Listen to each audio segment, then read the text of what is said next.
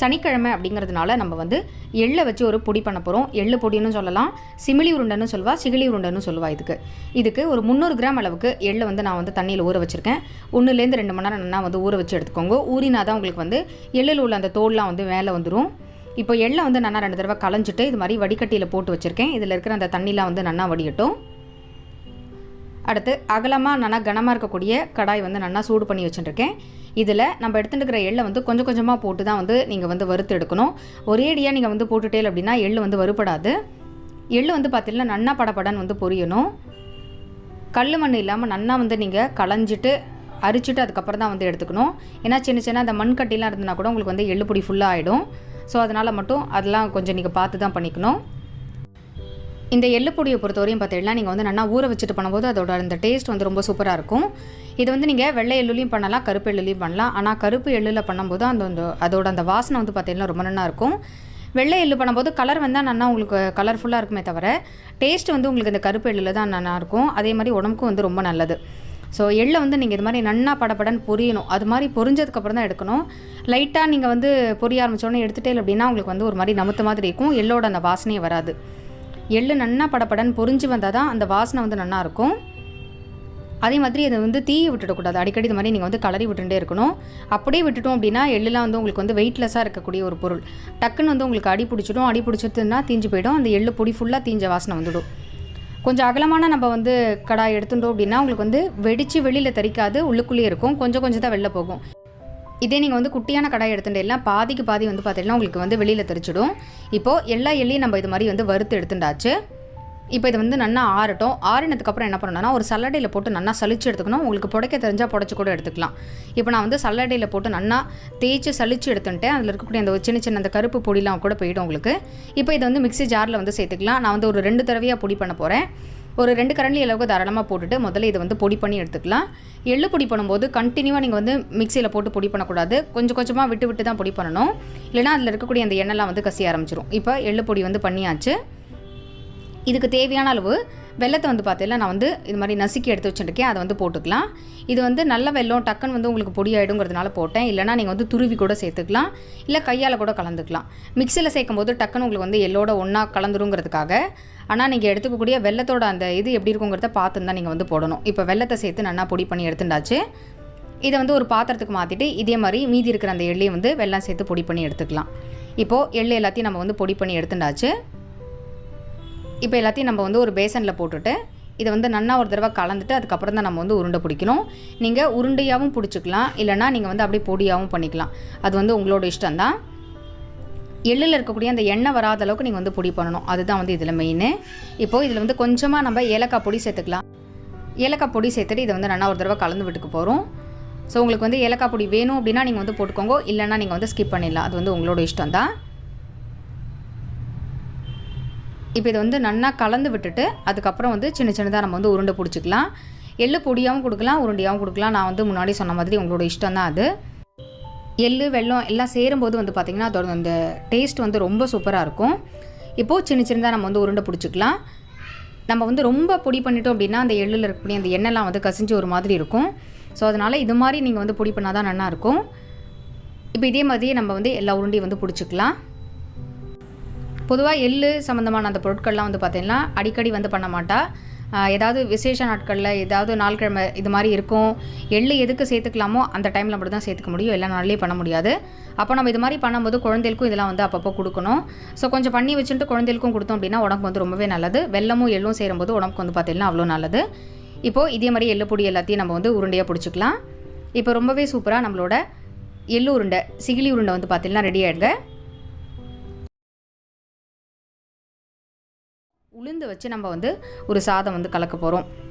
Already நம்மளோட சேனலில் வந்து எள்ளுஞ்சாதம் எப்படி கலக்கிறதுங்க அதெல்லாம் காமிச்சிருக்கோம். ஸோ அதனால் ரெண்டாவது இன்றைக்கி எள்ளு பொடியும் நம்ம வந்து பண்ண போகிறதுனால உளுந்து வச்சு கலந்த சாதம் வந்து பண்ண போகிறோம். அதுக்கு ஒரு கடாயில் 1 டேபிள் ஸ்பூன் அளவுக்கு நெய் விட்டுக்கலாம். நெய் சூடானதும் இதில் காரத்துக்காக ஒரு 4 மிளகாய் வத்தல் போட்டுக்கலாம்.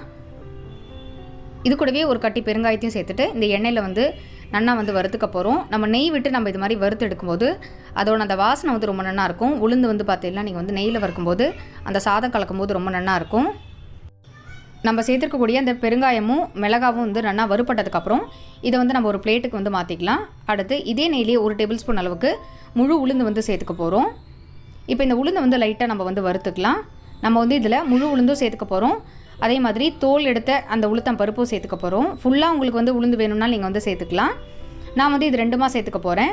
ஸோ இந்த உளுந்து வந்து லைட்டாக வறுப்பட்டதுக்கப்புறம் இதில் வந்து உளுத்தம் பருப்பு வந்து 1 டேபிள் ஸ்பூன் அளவுக்கு சேர்த்துக்க போகிறோம். ஸோ இந்த பொடி வந்து நீங்கள் வந்து நிறையா பண்ணி வச்சுன்னு கூட அடிக்கடி சாதம் வந்து கலந்துக்கலாம். நான் வந்து இன்றைக்கி 1 கப்பு சாதத்துக்கு தேவையான அளவு அந்த அளவுக்கு தான் வந்து வறுக்கிறேன். இப்போ இந்த உளுத்தம்பருப்பு முழு உளுந்து 2த்தையும் வந்து நல்லா செவக்க வறுத்துக்கணும். உளுந்து வந்து அந்த நெய்யில் வந்து நல்லா படப்படன்னு பொரியணும். ஸோ அது மாதிரி பொரிய வச்சு எடுத்துட்டேன் அப்படின்னா சரியாக இருக்கும். அதனால தான் நம்ம வந்து முதல்ல இதை போட்டுட்டு அதுக்கப்புறமா வந்து உளுத்தம்பருப்பு சேர்த்துட்டோம்.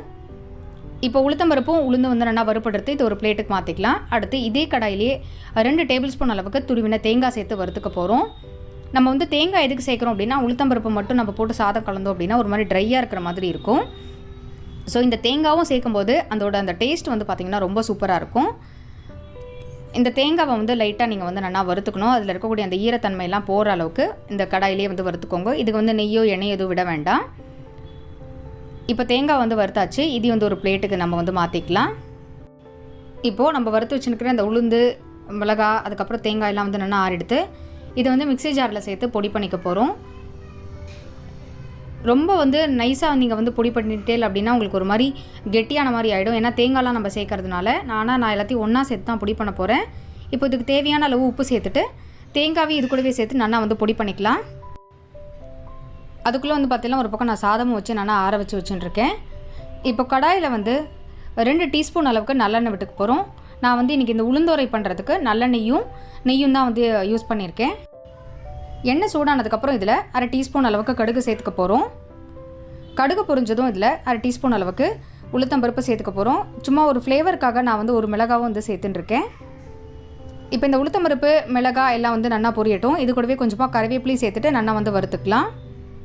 உங்களுக்கு பிடிக்கும் அப்படின்னா நீங்கள் வந்து கடலைப்பருப்பு கூட சேர்த்துக்கலாம். நான் வந்து இன்றைக்கி வெறும் உளுத்தம்பருப்பு மட்டும் தான் சேர்த்துருக்கேன். இதில் நம்ம ஆற வச்சு வச்சுருக்கிற அந்த சாதத்தை வந்து சேர்த்துக்கலாம். சாதத்தை சேர்த்துட்டு நல்லா வந்து நீங்கள் ஒரு தடவை கலந்து விட்டுக்கோங்க. சாதம் வந்து நல்லா உதிராக வடிச்சுக்கோங்க. இப்போ எண்ணெயில் வந்து லைட்டாக இதை வந்து கலரி விட்டுட்டு கேஸை வந்து பார்த்திங்கன்னா நான் வந்து ஆஃப் பண்ணிட்டேன். இப்போ ஆஃப் பண்ணிவிட்டு நம்ம பொடி பண்ணி வச்சுருக்கிறேன் இந்த பொடியை வந்து சேர்த்துக்கலாம். நம்ம வந்து உப்பு சேர்த்து பொடி பண்ணியிருக்கிறதுனால திருப்பியும் நீங்கள் வந்து மேலே உப்பு போடணுங்கிறது கிடையாது. வெறுமனே நீங்கள் அப்படியே கலந்தால் போகிறோம். இப்போ நம்ம பொடி பண்ண அந்த பொடி வந்து இந்த சாதத்துக்கு வந்து சரியாக இருக்கும். ஸோ உங்களுக்கு நிறையா வேணும்னா நான் சொன்ன அளவுகளில் நீங்கள் இன்னும் கொஞ்சம் கூட ஆட் பண்ணிக்கலாம். உங்களுக்கு இதோட அந்த டேஸ்ட் வந்து பார்த்திங்கன்னா ஒரு மாதிரி தேங்காய் பொடி ஒரு மாதிரி டிஃப்ரெண்ட்டான ஒரு டேஸ்ட்டாக இருக்கும். உளுந்து சாதம்னா அது உளுந்து சாதம் மாதிரி உங்களுக்கு வந்து தனியாக தெரியவே தெரியாது. நம்ம வந்து வெள்ளை உளுந்து அதுக்கப்புறம் வந்து கருப்பு உளுந்து சேர்த்துருக்கிறதுனால கலரும் வந்து உங்களுக்கு நிறைய ரொம்ப கருப்பாக தெரியாது. நல்ல டேஸ்டியாக ரொம்ப சூப்பராக இருக்கும் தேங்காய் சேர்த்து பண்ணுறதுனால. இப்போ சாதத்தை வந்து நல்லா கலந்தாச்சு.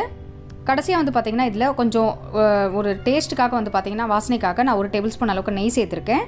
நெய் சேர்த்துட்டு இதை வந்து நல்லா ஒரு தடவை கலந்து விட்டுட்டோம் அப்படின்னா நம்மளோட உளுந்தோரை வந்து ரொம்ப சூப்பராக ரெடி ஆகிடுது.